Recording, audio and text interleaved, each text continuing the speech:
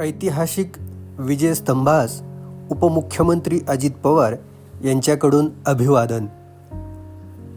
208व्या शौर्य दिनानिमित्त राज्याचे उपमुख्यमंत्री तथा पुणे जिल्ह्याचे पालकमंत्री अजित पवार यांनी आज सकाळी पेरणे फाटा येथील ऐतिहासिक विजयस्तंभास अभिवादन केले.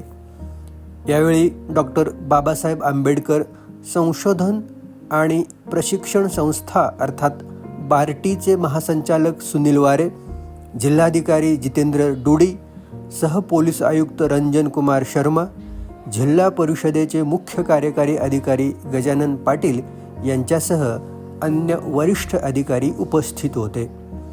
यावेळी बोलताना उपमुख्यमंत्री पवार म्हणाले, दरवर्षीप्रमाणे राज्य शासनाच्या वतीने विजयस्तंभास अभिवादन करण्यासाठी उपस्थित असून हे अभिवादन राज्यातील नागरिकांच्या वतीने करण्यात येत आहे.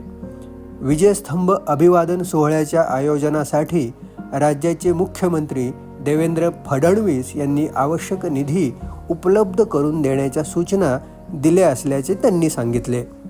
जिल्हा प्रशासनाने केलेल्या उत्तम नियोजनाबद्दल उपमुख्यमंत्री पवार यांनी समाधान व्यक्त केले. अभिवादनासाठी येणाऱ्या अनुयायांची मोठी गर्दी लक्षात घेऊन राज्य शासनामार्फत योग्य ती काळजी घेण्यात आली असल्याचेही पवार यांनी यावेळी नमूद केले.